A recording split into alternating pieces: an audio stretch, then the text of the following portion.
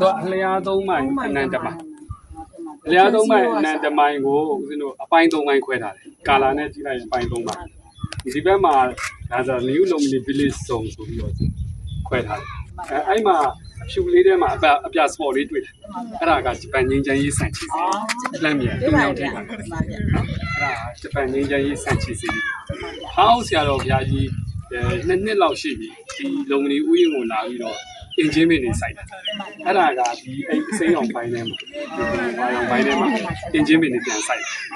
နော်နောက်အလဲကောင်ပိုင်းကြတော့သူက international monastic zone လို့သတ်မှတ်ဘုန်းကြီးကျောင်းစုံ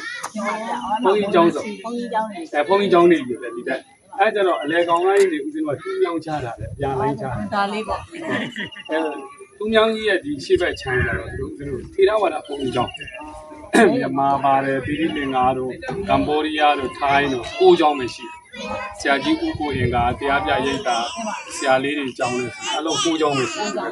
အရှိဘက်ချမ်းဦးဇင်းတို့ဒီဘက်တူးမြောင်းကြီးရဲ့အရှိဘက်ချမ်းဟုတ်ဘက်ချမ်းနောက်တူးမြောင်းကြီးရဲ့နောက်ဘက်ချမ်းတယ်ဆိုတော့မဟာယာနဘုန်းကြီးကျောင်းပါတို့တော့အများကြီးပဲ20ကျော်ရှိ20ကျော်ရှိဒါက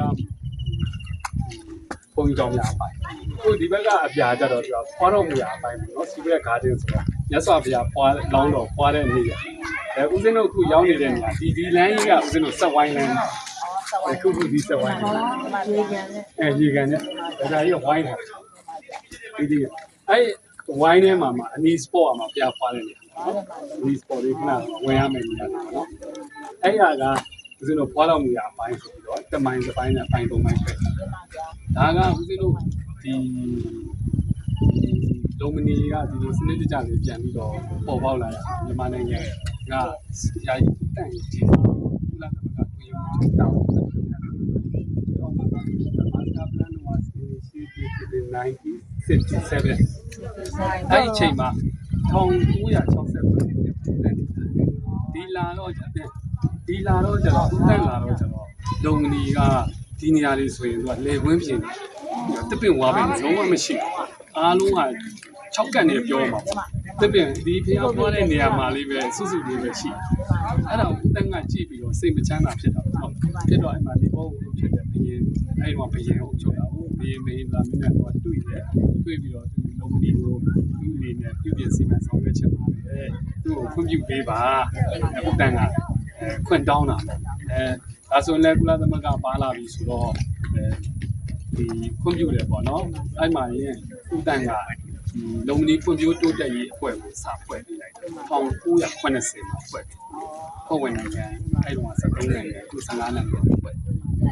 အဲ့မှာဖွဲ့ပေးပြီးတော့မှဒီပုံစံငါတို့လုံမီကိုကောင်တယ်ပေါ်အောင်ဆိုပြီးတော့ဒီလို master plan ကိုဆွဲကြအောင်သူဆွဲခိုင်းကောင်းပါလေအဲ့မှာဂျပန်ကပညာရှင်ကင်းဆိုတယ်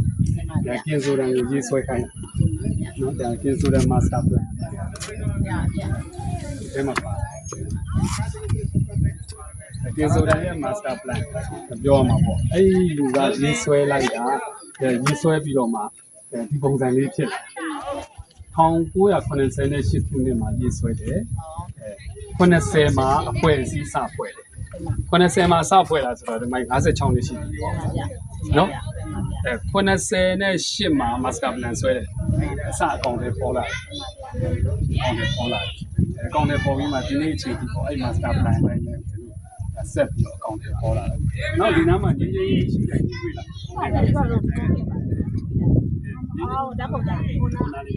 အဲ့မီးရှူတိုင်းလေးက1986ခုနှစ်နိုဝင်ဘာလ ရက်နေ့ကမ္ဘာအင်္ဂလာသမားတွေကုလသမဂ္ဂငြိမ်းချမ်းရေးဌာနဆိုတော့ဒီလေးကိုယူလာတယ်ယူလာတာအဲ့တော့မရှိသေးဘူးပေါ့နော်1986ခုနှစ်မှာယူလာတယ်အားကစားသမားတွေတည်လာပြီးမှဒီမှာညီပေါ်နိုင်ငံအရှိန်ကဆွေးနွေးနေတာ1986ခုနှစ်နိုဝင်ဘာလ ရက်နေ့ကစထွန်းတာခု2026နိုဝင်ဘာလ ရက်ဆိုရင်အဲ့မီလီယာနှစ်40ရှိတယ်မငြိမ်းမဲနဲ့ထိန်းအောင်ထိထားနှစ်40လောက်မိုးရွာလည်းမငြိမ်းဟုတ်တယ်အဲ့မီလီယာအဲ့ဒါထာဝရငြိမ်းချမ်းရေးရှိတယ်စီမပါနဲ့ gas နဲ့ gas နဲ့အဲ့မီလီယာခုလည်းမြင်နေရတယ်မိုးကြည့်ငြိမ်းကြောဟိုမှာမငြိမ်းအဲ့မီလီယာတစ်ပေါင်း40ရှိနှစ်ပေါင်း40ရှိ